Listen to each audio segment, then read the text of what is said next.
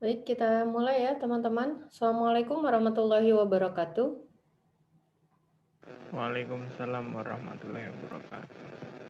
Baik, saya masih melanjutkan materi kemarin tentang fungsi kontinu.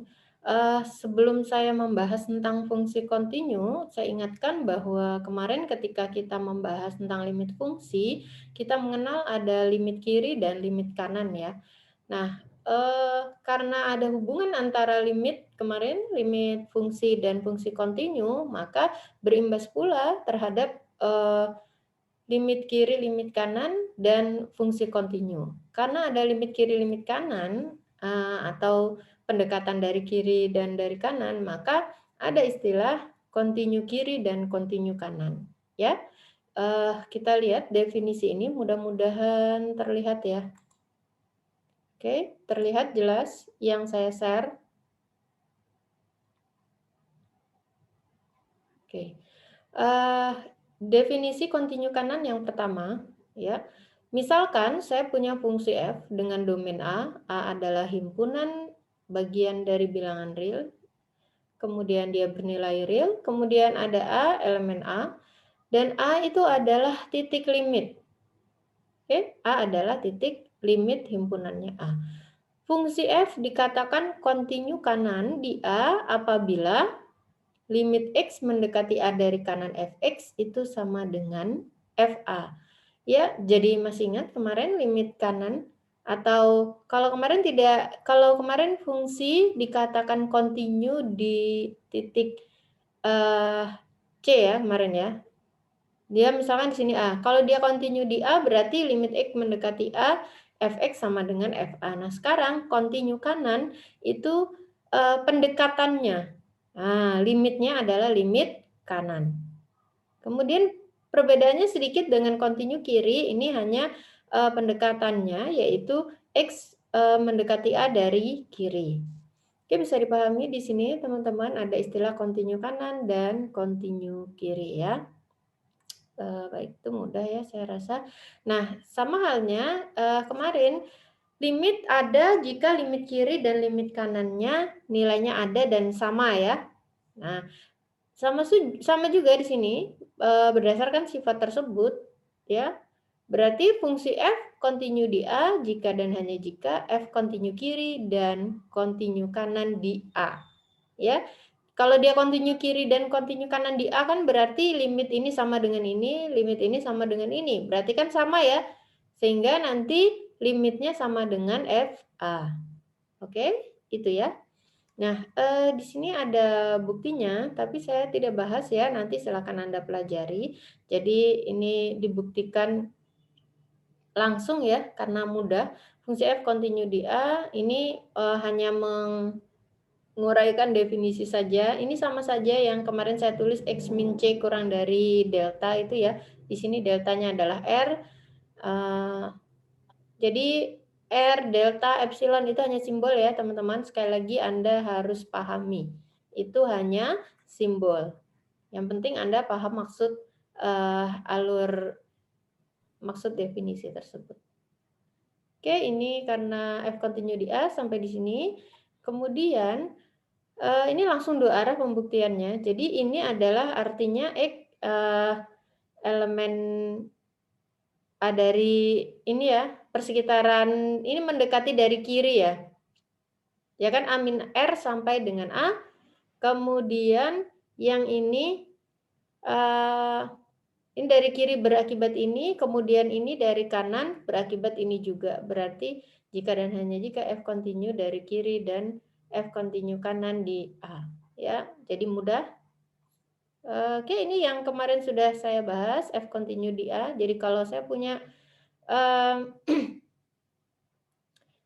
dua buah fungsi yang masing-masing kontinu ya. Oh, ini keputus ya. Ini maksudnya teorema ini kalau saya punya fungsi F dan G kemarin ya, kontinu di A masing-masing, maka penjumlahannya juga kontinu di A, perkaliannya juga, pembagiannya juga. Oke, baik. Itu sudah. Saya lanjut. Jadi ada suatu sifat yang mengatakan jika F kontinu pada himpunan kompak. Himpunan kompak itu himpunan yang tertutup dan terbatas. Oke. Kemarin udah saya berikan belum ya himpunan kompak itu? Kayaknya belum ya. Sebentar, saya cari dulu. Harusnya ada di materi limit fungsi itu ya.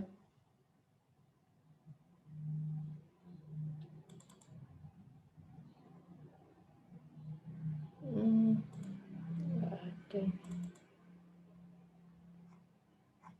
Ini warisan.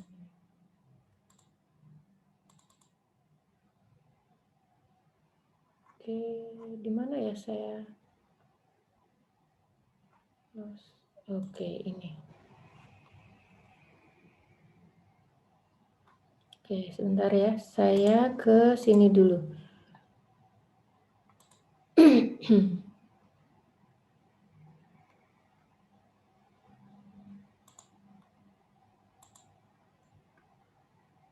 Oke, terlihat yang saya share ini. Oke, izin mematikan kamera sebentar. Oke, teman-teman, sebelum saya masuk ke sifat tadi ya, ini kemarin sebenarnya ini materinya sudah saya berikan, cuman kayaknya belum saya jelaskan ya, seingat saya. Pertama kita kenal dulu tentang open cover. Jadi, sebentar. Nah, saya nantinya mau ke definisi himpunan kompak ini. Jadi himpunan kompak, himpunan A dikatakan kompak apabila setiap liput terbuka atau setiap open cover untuk A memuat liput bagian sebanyak berhingga yang masih merupakan liput A. Nah, sebelum saya ke sini berarti kan Anda harus paham dulu liput terbuka itu apa. Oke? Nah, makanya ini oke, saya ke sini. Ya. Jadi misalkan saya punya himpunan A ya, teman-teman. Kemudian koleksi himpunan terbuka, ya, koleksi himpunan terbuka disebut liput terbuka untuk A atau liput terbuka dari A apabila A termuat di dalam semua gabungan koleksi himpunan terbuka tersebut. Oke, secara mudahnya begini. Gini. Misalkan saya punya himpunan A ya, teman-teman. Kemudian saya punya koleksi himpunan terbuka. Apa itu koleksi? Berarti GI ini untuk setiap I itu adalah himpunan-himpunan terbuka. Kemudian semua himpunan-himpunan terbuka itu saya kumpulkan menjadi satu, saya kasih nama G halus. Oke, bisa dipahami? Jadi GI adalah himpunan-himpunan terbuka. G1, ini I adalah indeks ya. Jadi ini berjalan gitu, G1, G2, G3 dan seterusnya. Ini saya himpun menjadi satu di mana G1, G2, G3 adalah himpunan-himpunan terbuka. Maka G halus ini, jadi G halus itu kumpulan-kumpulan himpunan terbuka itu akan disebut liput terbuka atau open cover kalau nanti A ada di dalam gabungannya. Oke, bisa dipahami? Ada di dalam gabungan GI. Saya beri ilustrasi, ini hanya ilustrasi ya teman-teman. Misalkan saya punya himpunan A adalah kotak ini. Oke, kalau saya punya G1, G2, G3, dan seterusnya adalah himpunan-himpunan terbuka, misalnya saya notasikan dengan lingkaran-lingkaran begitu, ini G2, G3, G4 ya, misalkan loh ya, dan seterusnya. Oke, misalkan G1, G2, G3 saya notasikan dengan lingkaran-lingkaran terbuka, sehingga dia merupakan himpunan terbuka ya, persekitaran-persekitaran terbuka. Kemudian semua lingkaran-lingkaran yang G1, G2, G3 itu saya gabung ya, maka nanti A termuat di dalamnya. Oke, jadi A di cover ya, makanya disebut open cover. Jadi cover terbuka untuk A. Bisa dipahami di sini, teman-teman? Jadi kalau digabung semuanya masih dia memuat A, jadi A di dalamnya, berarti ini kalau digabung berarti kan kotak ini tertutupi oleh lingkaran-lingkaran tadi. Oke? Itu hanya ilustrasi ya, teman-teman. Maka G halus ini disebut liput terbuka. Oke? Paham ya? Oke, baik. Selanjutnya saya ke sub open cover atau liput terbuka bagian. Liput terbuka bagian atau sub open cover. Oke.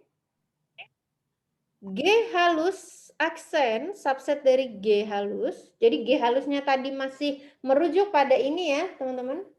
G halusnya masih merujuk pada kumpulan GI tadi. Jadi kalau saya punya G aksen, ya, G aksen adalah subset dari G. G aksen itu disebut liput terbuka bagian atau sub open cover untuk A kalau dengan ini ya, G aksen itu isinya ini. G aksen itu berarti isinya G alpha I ini ya. G alpha I dengan alpha I adalah elemen indeks. Oke. Jadi dia disebut liput terbuka bagian untuk A kalau gabungan anggota-anggotanya masih memuat A. Jadi maksudnya G aksen itu kalau sebagian dari sini tuh saya ambil, kemudian saya kumpulkan, ini seperti sub barisan ya teman-teman.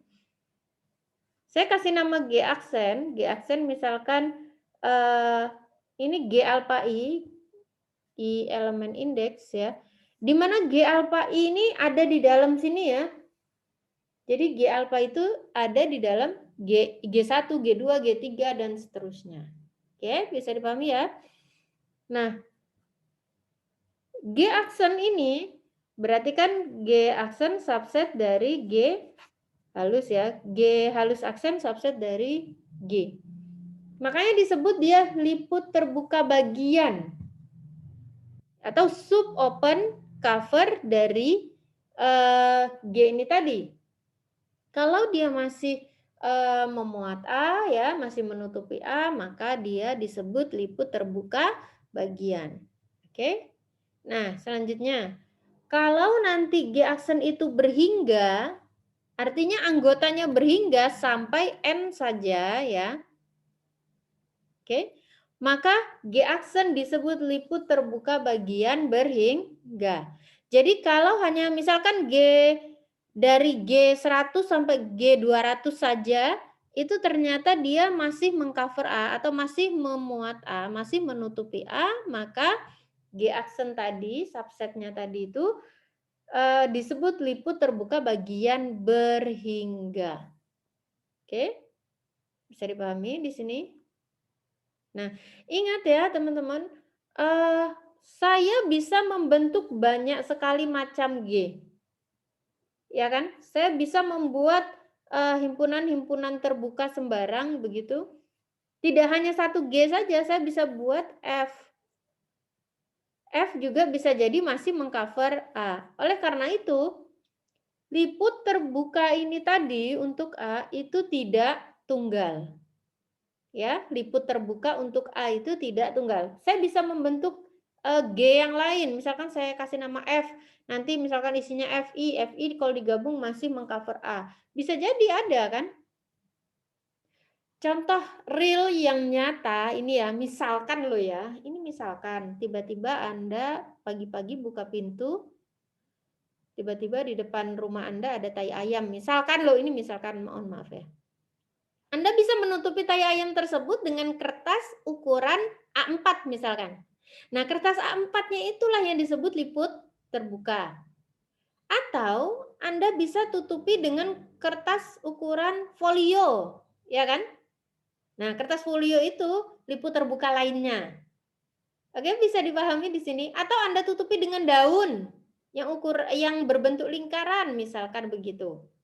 Atau yang berbentuk daun ya, misalkan kan seperti itu. Jadi ada banyak sekali liput terbuka untuk A, tidak hanya satu jenis.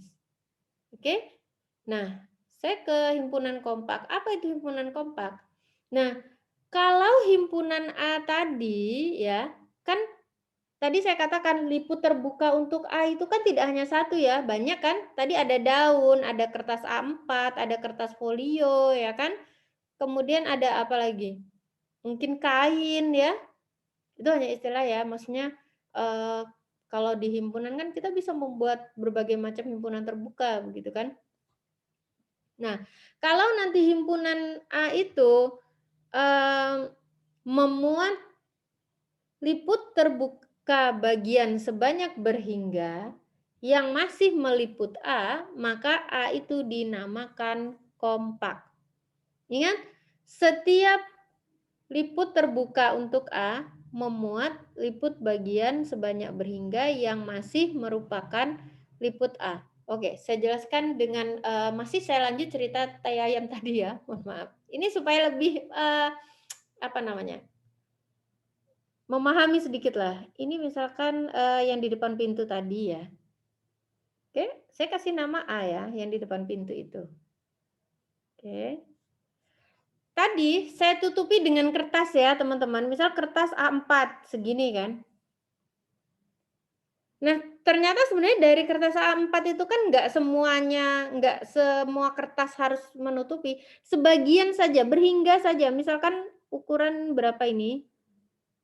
5 kali 5 cm misalkan. Saya potong kertasnya itu tadi. Oke. Kemudian ada kertas folio ya, ukuran folio. Nah, kertas folio itu saya potong lagi, saya ambil sebagian aja bisa ternyata masih menutupi A tadi. Kemudian saya ambil daun, misalkan daun, anggap aja itu daun ya. Daun itu kan dia cover ya, liput terbuka untuk A. Tapi daun itu juga nggak harus semuanya. Saya ambil sebagian dari daun itu. Misalkan saya bentuk lingkaran gini aja deh. Oke? Dan masih banyak lagi, misalkan yang liput terbuka yang lain, misalkan saya ambil kayu misalkan, kayu ya, kayu sepanjang ini misalkan, kayunya kan besar. Saya ambil sebagian saja masih menutupi itu. Nah, teman-teman tadi ada kayu, ada daun, ada kertas F4, ada kertas A4 dan seterusnya masih banyak lagi. Itu adalah semua liput terbuka untuk A. Nah, ternyata semua liput terbuka untuk A itu tadi masih bisa saya ambil sebagiannya aja. Dia masih mengcover A, dia masih menutupi A gitu. Sehingga A itu disebut kompak. Ingat ya teman-teman, ini semua. Memang tidak mudah membuktikan suatu himpunan itu kompak atau tidak. Tetapi memang yang paling mudah menunjukkan dia nggak kompak. Kalau nggak kompak kan hanya ambil aja suatu liput terbuka kan kalau tidak kompak berarti ada liput terbuka yang tidak memuat liput bagian berhingga gitu ya. Kalau tidak kompak mudah. Nah, kalau kompak itu berarti kita harus menemukan semua liput terbuka untuk A sembarang begitu. Apakah iya sih semuanya pasti punya liput bagian berhingga gitu kan? Oke ya, ini bisa dipahami ya kompak. Oke, bisa dipahami? Dari 43 pasang mata di situ. Kalau mudah-mudahan bisa ya. Bisa ya. Saya lanjut. Insya Allah. Ada pertanyaan? Silahkan. Saya tadi itu mana sih? Sebentar. Kan ya. Oke, ada pertanyaan? Silahkan teman-teman. Kalau ada yang ditanyakan. Bentar, ini saya tutup dulu. Oke.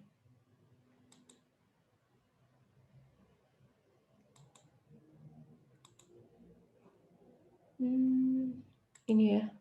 Oke, saya ke sini ya tadi. Kelihatan teorema 538 ini, teman-teman, saya mau kembali ke sini. Jadi ada hubungan antara himpunan kompak dan fungsi kontinu, teman-teman. Ya, bisa dipahami ya tadi tentang kompak. Jadi kalau Anda belum paham kompak, ke sini nanti sulit. Oke? Nah, sebenarnya nanti tuh ada sifat ya, ada sifat kalau dia kompak maka dia tertutup dan terbatas. Jadi kalau saya punya himpunan A tadi itu kompak, maka himpunan A itu pasti himpunannya tertutup dan terbatas. Ya. Nah, sekarang makanya di sini ada istilah ini. Sekarang kita lihat hubungan antara fungsi kontinu dan kompak. Diketahui fungsi f ya dengan domainnya A. Jika fungsi f itu kontinu pada himpunan kompak K, jadi saya punya himpunan kompak dulu begitu K itu subset dari domain ya. Himpunan K itu kompak dan fungsi f itu kontinu ya, maka FK juga kompak.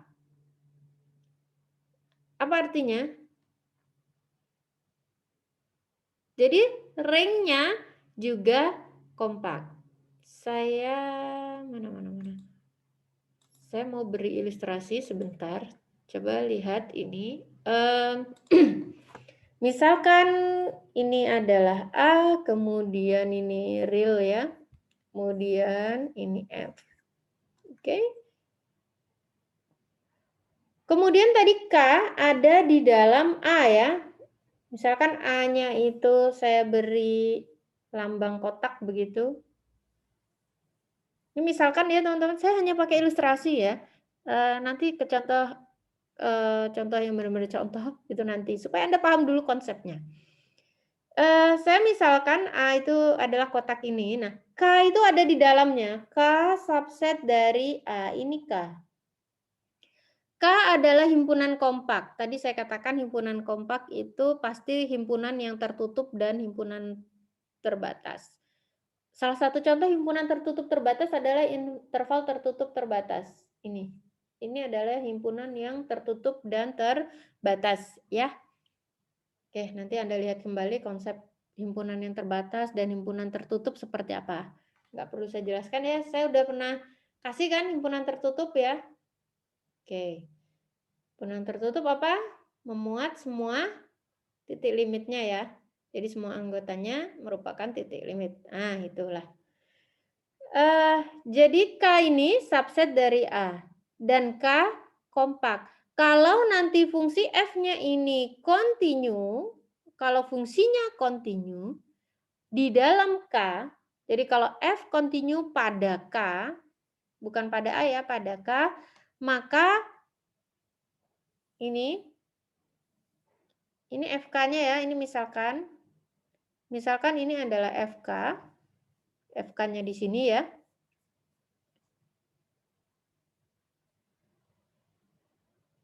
Oke. Maka FK-nya juga nanti kompak ya.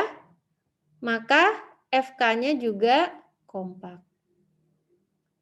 Oke, teman-teman bisa dipahami. Pertama, saya punya modal K-nya harus kompak. Oke, berarti berdasarkan definisi kompak tadi dia punya setiap liput untuk K-nya itu punya liput bagian berhingga ya. Nah, FK juga berarti gitu loh maksudnya. Tetapi F-nya di sini syaratnya harus kontinu. Oke, baik, bisa dipahami nih ilustrasinya. Saya kembali ke tadi ya.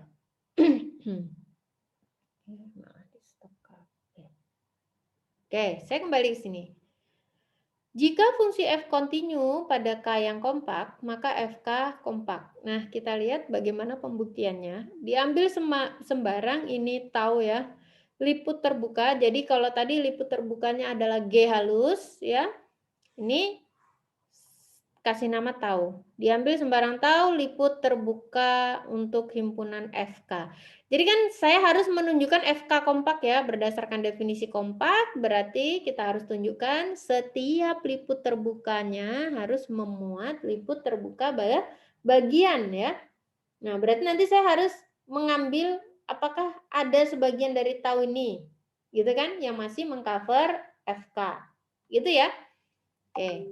Saya ulang, bukti diambil sembarang tahu liput terbuka himpunan FK. Oke.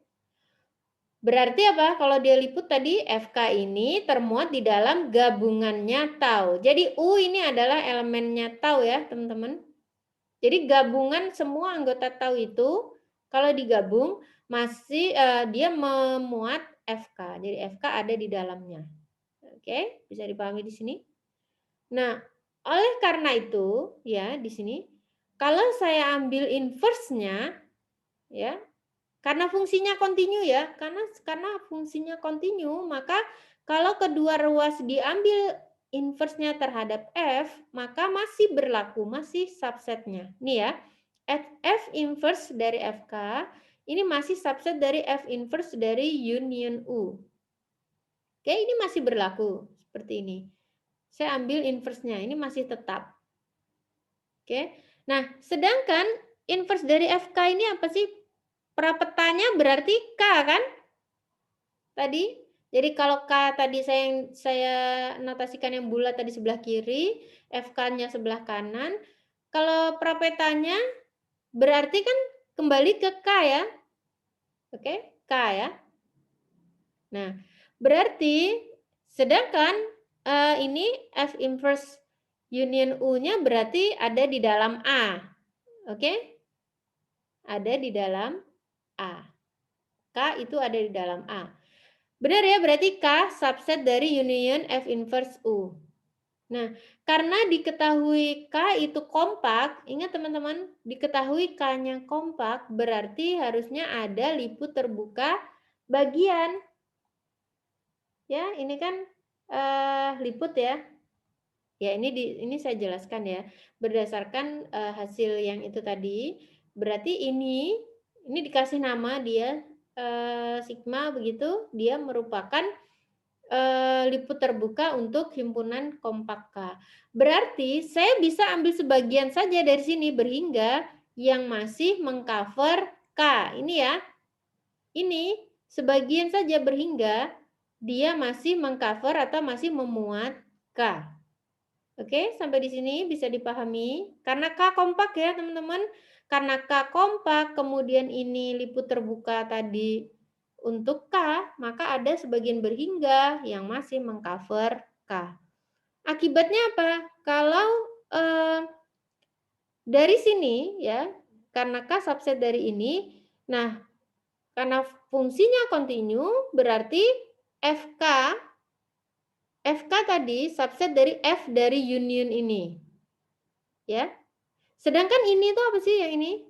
Ini berdasarkan hukum De Morgan ya, sama saja dengan union F inverse U. Nah, F dari F inverse itu siapa? Dia adalah union UK. UK ini tadi siapa sih U-nya? U tadi adalah di dalam sini. Tahu tadi ya elemennya? Tahu. Oke. Nah, berarti di sini ada sebanyak anggota berhingga saja subset dari tau yang masih memuat FK. Berarti dengan kata lain FK-nya kompak. Ya, teman-teman? Oke, bisa dipahami di sini? Nah, dari teorema itu akibatnya maka jika F kontinu maka F tertutup dan terbatas. Ini mudah membuktikannya ya. Nanti bisa dilihat di buku Bartel ada. Oke. Tapi sebenarnya pakai hubungan antara kompak. Jika fungsi itu kompak, maka maka himpunan itu tertutup dan terbatas. Nah, pakai itu langsung jadi. Oke. Saya tidak bahas ini, silakan nanti Anda baca saja ini ya. Oke, saya mau ke kontinu seragam sebenarnya, cuman ini ada contoh nanti Anda pelajari ya. Jadi, oke saya bahas sedikit lah ya. Misalkan saya punya fungsi super X, X-nya tidak 0, X elemen interval terbuka 0, 1 ya. Oke.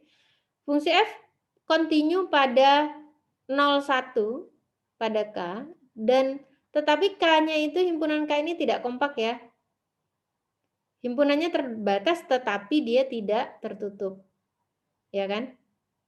Nah, jelas bahwa FK-nya juga tidak terbatas ke atas. Oke, karena ini ya. Ini kan kalau super X gambarnya gimana? Gini ya. Oke. Tidak pernah menyentuh sumbu X. Oke. 1. Ya betul.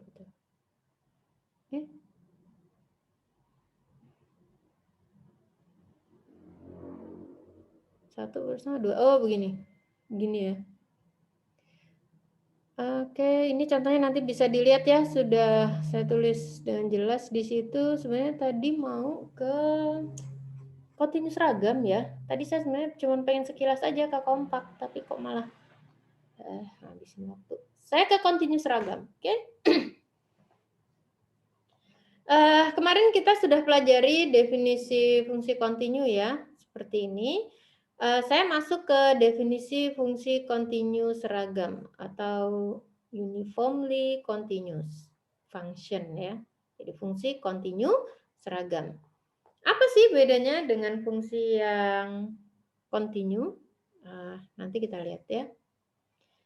Kita lihat dulu definisinya. Fungsi f dikatakan continue seragam pada himpunan S. Himpunan S adalah subset dari A apabila untuk setiap bilangan epsilon positif terdapat, Anda boleh ganti delta ya, ini kemarin delta atau R positif yang tidak bergantung pada titik X.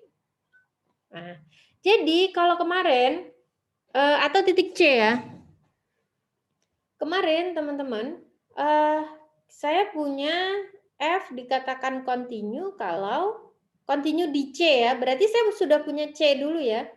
F dikatakan continue di C jika untuk epsilon positif sembarang ada delta. Nah, kemarin pada fungsi continue, delta, keberadaan delta muncul setelah ada C, C-nya ada dulu, dan ada Fc, sudah punya epsilon.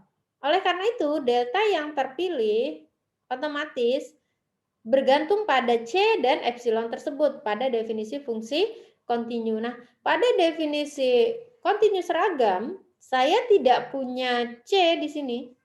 Oleh karena itu, keberadaan deltanya, kalau mengikuti definisi yang kemarin, keberadaan deltanya hanya bergantung pada epsilon.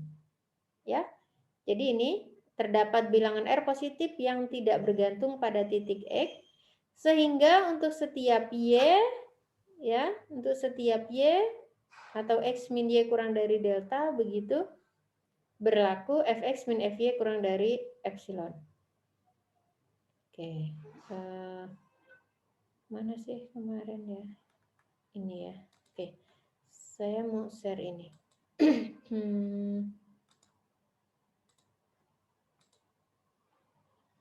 Oke, saya kembali ke sini. Ini materi kemarin ya, teman-teman. Perhatikan, ini definisi fungsi continue ya, kemarin. Nah, pada fungsi continue seragam, saya nggak punya C. Ini ya, F dikatakan continue di C, gitu kan. Nah, sekarang kalau continue seragam, F dikatakan continue seragam. Continue seragam itu tidak di titik, tidak pada. Pokoknya F dikatakan continue seragam apabila untuk setiap, masih sama di sini, untuk setiap epsilon positif, ya, terdapat delta positif. Ini saya membandingkan dengan ini ya, teman-teman. Sehingga untuk setiap X, Y, elemen A, begitu, kalau X min Y kurang dari delta, maka berlaku mutlak Fx min Fy kurang dari epsilon. Nah, itu definisi continue seragam. Terlihat ya bedanya di sini. Ini continue di C, C-nya sudah ada. C-nya sudah ada. Nah, kemunculan delta di sini, terdapat delta, begitu. Ini adanya delta setelah saya punya epsilon dan setelah saya punya C. Nah, sedangkan pada fungsi yang continue seragam, saya belum punya apa-apa, belum punya elemen A yang manapun. Di sini saya memilih delta hanya bergantung berapa epsilonnya. Baru nanti saya pilih X, Y-nya. Begitu kan? Oke, ini sekilas perbedaan ya teman-teman. Nanti bagaimana sih contohnya? Ada fungsi yang continue tetapi dia tidak continue seragam. Seperti apa? Nanti kita lihat. Oke ya, saya kembali. Mohon maaf ya, ini saya bolak-balik supaya nanti Anda jelas terlihat gitu ya. Oke. Nah, kalau fungsi itu kontinu seragam, maka fungsinya itu pasti kontinu. Ini mudah saja, Anda lihat saja dari definisinya ya. Oke, dilihat dari definisi tadi, jelas kalau fungsinya kontinu seragam pasti kontinu. Jadi dia kontinunya malah pada ya, pada himpunan. Karena setiap anggota X dan Y kan tadi. Jadi fungsinya malah kontinu pada himpunan. Oke. Tetapi kebalikannya itu tidak berlaku begitu ya. Jadi kalau saya punya fungsi kontinu, belum tentu dia kontinu seragam. Tidak berlaku sembarang fungsi kontinu itu tidak berlaku, dia pasti kontinu seragam, tidak. Nah, agar kebalikannya berlaku, ada syarat tertentu yang harus dipenuhi. Syaratnya apa? Fungsi F-nya harus kontinu pada himpunan yang tertutup dan terbatas, atau fungsinya harus kontinu pada himpunan kompak. Atau ada juga yang mengatakan kalau dia kontinu pada interval tertutup. Ini kan di R ya. Maka dia pasti kontinu seragam. Oke, buktinya bisa dilihat nanti ya. Ada di sini, silakan nanti Anda pelajari. Oke, bisa dipahami di sini. Jadi fungsi yang kontinu, yang pasti kontinu seragam, dia kalau kontinu pada interval tertutup terbatas. Oke. Nah, misalkan ini ya, teman-teman. Ini contohnya. Contohnya misalkan saya punya fungsi Gx adalah X kuadrat. Fungsi Gx ini kontinu seragam pada setiap interval tertutup AB manapun. AB bilangan real ya. Misalkan tertutup 0, 1 boleh, tertutup 1, 2 boleh. Maka dia pasti kontinu seragam. Ya. Yang paling mudah fungsi kontinu itu melihatnya di secara geometri ya. Jadi gimana fungsi X kuadrat ya? Selalu nyambung begitu ya. Grafiknya. Oke. Ini buktinya. Kenapa sih fungsi X kuadrat itu pasti kontinu seragam pada interval tertutup? Kita lihat. Untuk membuktikannya kita pakai definisi ya. Tadi berarti diambil epsilon positif sembarang. Oke, untuk memilih deltanya nanti kita lihat bentuk akhirnya dulu. Kita lihat untuk setiap UX elemen AB nanti bentuk akhirnya itu seperti ini. Oke. Nah, kalau nanti dipilih M adalah maksimum antara nilai mutlak ujung-ujungnya ya, nilai mutlak A dan nilai mutlak B maksimum. Ya. Kalau saya pilih deltanya adalah C per M, kok C per M ya ini? Bentar. Oke, ini sembarang ya sebenarnya. Jadi atau epsilon per M ya, sebenarnya epsilon per M, bukan C per M. Ini koreksi ya, mohon maaf. Dipilih delta, jadi delta adalah epsilon per M. Oke? Saya peroleh, di sini berarti apa? Kalau nanti X min U-nya itu kurang dari delta, berarti Fx min Fu, ini tadi, ya diurai, harusnya ini bisa ditulis di bawah sini. Fx min Fu kurang dari mutlak X min U dikali M. Karena mutlak X min U kurang dari delta, delta adalah epsilon per M, berarti ini epsilon. Oke, mudah ya ini sebenarnya. Bagaimana menunjukkan suatu fungsi itu kontinu seragam. Oke, nah ini tunjukkan bahwa super X kontinu seragam pada A, di mana A adalah suatu konstanta positif. Bisa ya menunjukkan ini? Bisa nggak? Oke. Ini oke. Habis kontinu seragam nanti saya ini ya masuk ke ujian kedua, baru saya masuk ke konsep turunan dan nanti integral. Oke, ada pertanyaan dulu teman-teman? Dipersilakan. Kalau di bukunya Bartel ini fungsi terbatas, oke, fungsi yang terbatas itu ini sudah ya, sudah pernah saya bahas nih. Kemudian ini teorema keterbatasan. Ini tadi ya, kalau F continue pada interval tertutup terbatas, jadi kalau dia continue pada interval tertutup AB, maka F terbatas. Oke, ini definisi nilai maksimum, nilai minimum ya. Oke, saya tidak ini.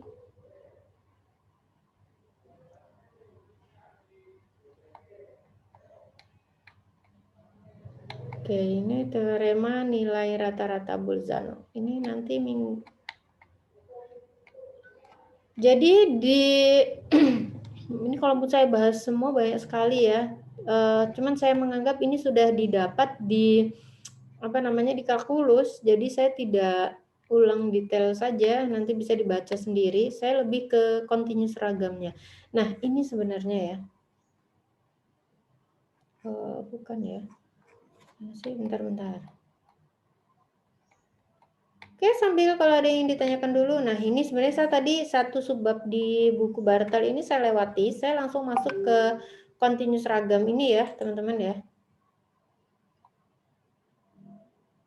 Oke.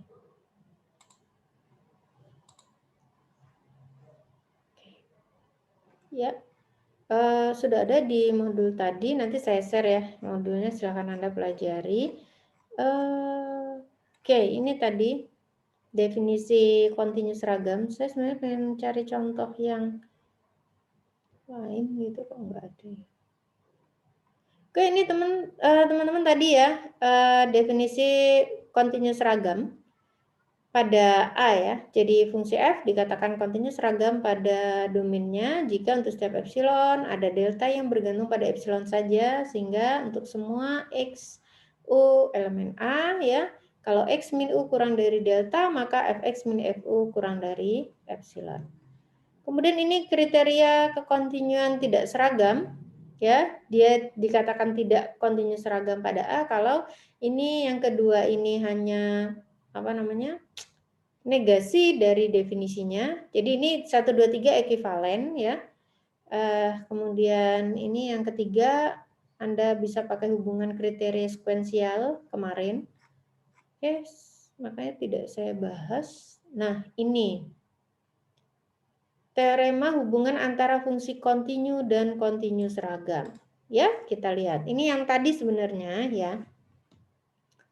Fungsi f dikatakan kontinu jika f kontinu pada interval tertutup terbatas. Maksudnya f itu kontinu pada interval tertutup AB.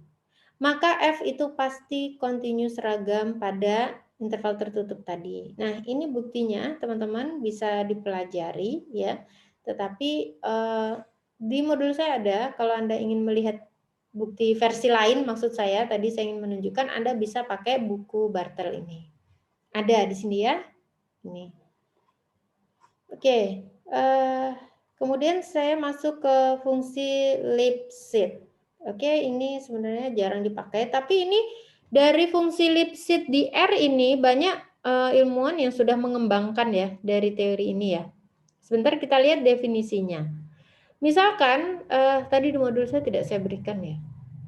Jika fungsi f dari A ke R, A subset dari R ya. Oke. Jika ada konstanta K yang memenuhi seperti ini, jadi fx min fu kurang dari sama dengan K, ini Anda masih ingat nggak barisan kontraktif seperti ini, mirip. Ya, saya punya C kemarin yang kontraktif atau mengkerut, itu hampir sama. Nah, di sini namanya fungsi Lipschitz. Nah, kalau ini kan pada fungsi, kalau kemarin pada barisan ya. Oke. Xn min Xn plus 1 ya, kalau nggak salah, apa Xn plus 1 min, Xn plus 2 min Xn plus 1 kurang dari sama dengan C, dan seterusnya itu. Nanti Anda lihat materi di depan tentang barisan kontraktif. Ini hampir sama konsepnya seperti fungsi Lipschitz. Ini pada fungsi. Jadi, kalau ini berlaku untuk semua XU elemen A, maka F dikatakan fungsi Lipschitz. Oke. Jadi K ini hanya suatu konstanta positif ya. Ingat K adalah suatu konstanta positif. Oke, ini dikatakan kondisi 4 pada fungsi itu adalah fungsi Lipschitz yang bisa diinterpretasi secara geometris seperti ini ya. Kalau ditulis ya, ini sama. Nah, ternyata kalau fungsi itu merupakan fungsi Lipschitz, maka fungsi itu kontinu seragam pada A. Jadi, ternyata fungsi yang kontinu seragam itu tidak hanya yang kontinu pada interval tertutup. Ternyata fungsi Lipschitz, jadi kalau saya punya fungsi dan memenuhi kondisi Lipschitz ini ya, Lipschitz ini nama orang ya teman-teman ya. Tapi saya belum kenalan ini orang mana.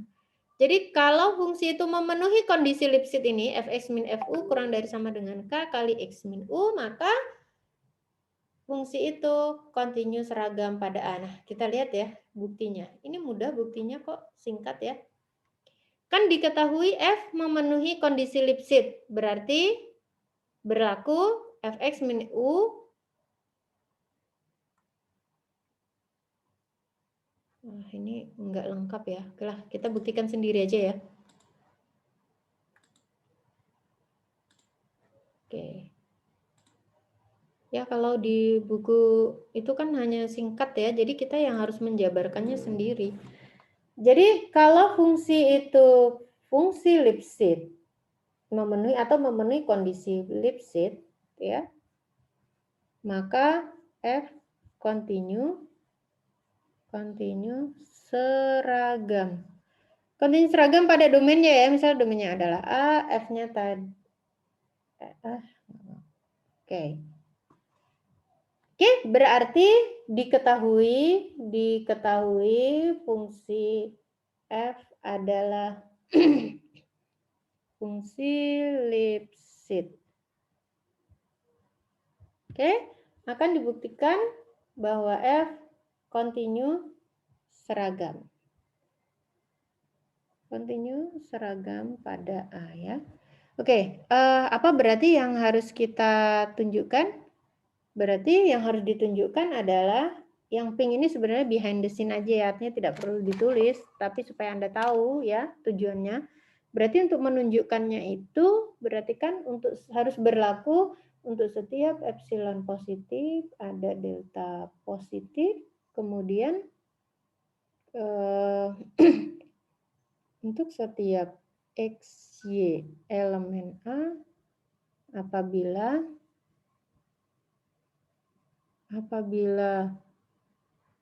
X min Y kurang dari delta, maka berlaku Fx min Fy kurang dari epsilon. Nah, yang pink itu yang akan kita buktikan. Oke? Berarti kita mulai dari gimana buktinya? Ambil sembarang epsilon positif. Ambil sembarang epsilon positif. Oke? Pemilihan deltanya nanti ya. Nah, saya mau lihat bentuk akhirnya. Bentar dulu. Karena diketahui F fungsi Lipschitz ya, fungsi Lipschitz saya singkat saja ya, mohon maaf. Maka berlaku apa? Mutlak Fx min Fy kurang dari atau sama dengan K. Ini harusnya ada K positif begitu ya. Sehingga, maka berlaku ada K positif sehingga ini kurang dari X min Y. Gitu ya teman-teman. Nah, untuk setiap X, Y elemen A. Oke. Nah, di sini supaya nanti yang pink ini terbukti benar, berarti saya ambil, saya sudah punya K di situ ya. Saya sudah punya K, berarti di sini saya dipilih delta adalah epsilon per K. Ingat K adalah konstanta ya, bilangan real ya, bukan anggota A. Ingat K adalah konstanta positif. Berarti delta adalah suatu bilangan real positif. Oke? Sehingga untuk semua X, Y elemen A, apabila X min Y kurang dari delta, deltanya adalah epsilon per K, maka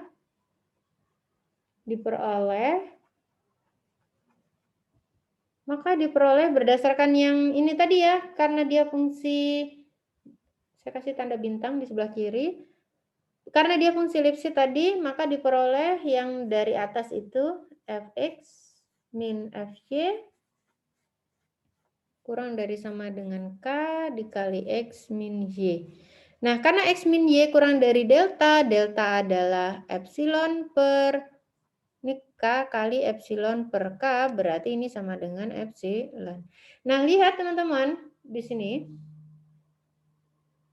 Untuk sembarang epsilon positif ya, untuk epsilon sembarang positif, oke, saya dapat memilih delta adalah epsilon per K. Ya, K adalah suatu bilangan real ya, dia bukan anggota A, jadi boleh saya pilih delta ini. Ada delta sehingga untuk setiap XY elemen A, apabila ini kurang dari delta, maka ini menjadi kurang dari epsilon. Nah, ternyata benar kalau fungsi itu memenuhi kondisi Lipschitz atau fungsi itu adalah fungsi Lipschitz, maka F kontinu seragam pada A. Oke, teman-teman, gitu. Ada yang ditanyakan sampai di sini? Saya persilahkan.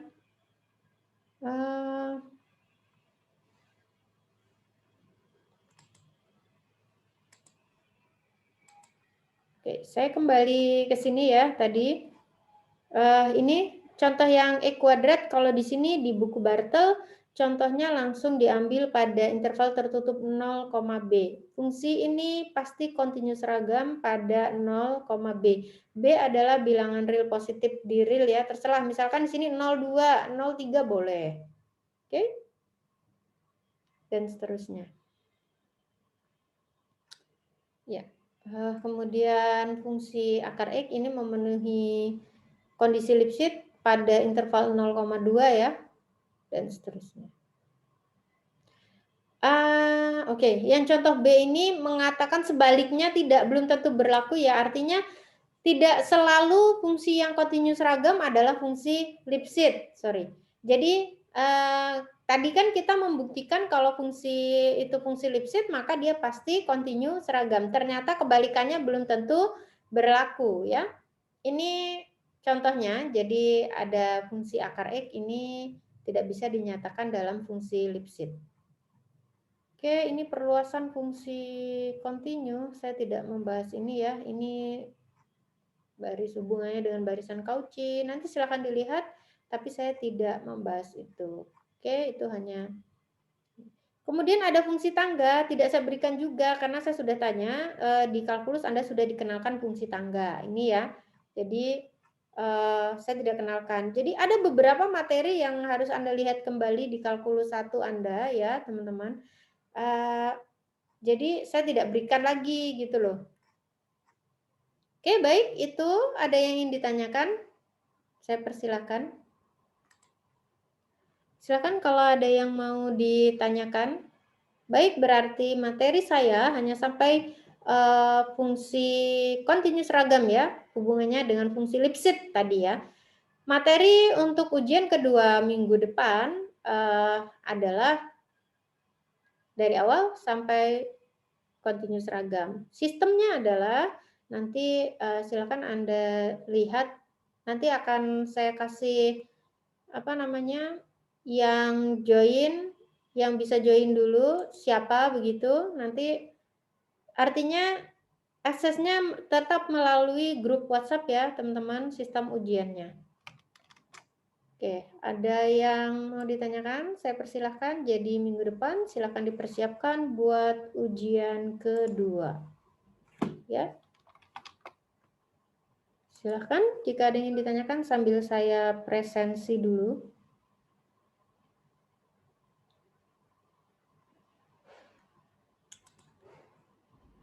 Mesti kayak gini ya. Bentar ya. Oke, ada yang mau ditanyakan dulu, saya persilakan ya. Oh, ini harusnya dua-dua, kok dua ya?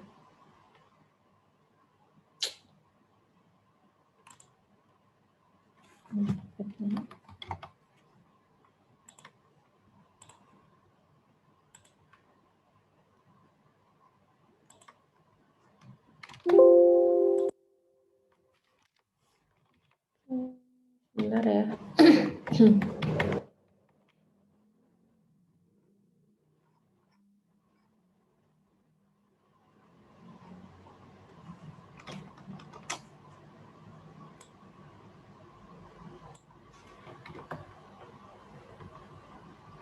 Biasanya Anda hari Kamis itu ada kuliah lagi jam berapa ya, teman-teman? Mungkin jadi bahan pertimbangan saya siapa yang harus didahulukan dulu. Karena nanti tidak bareng ya.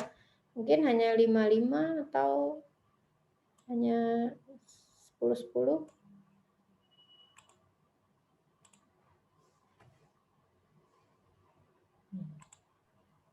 Jam 9.45 Bu ada mata kuliah metode numerik. Minggu depan juga UTS. Oke. Minggu depan UTS. Hari Kamis. Kok baru UTS sih? Metode numerik siapa dosennya? Pak Sugi? Bukan? UTS kan harusnya minggu kemarin-kemarin ya toh? Pekan UTS kan harusnya udah lewat ya? Berapa SKS? Menum kan 3 ya? 3 SKS atau berapa, Mbak? Minggu ini Bu, pekan UTS. Baru mulai minggu ini. Oh, minggu ini ya? Berarti saya kecepatan kok.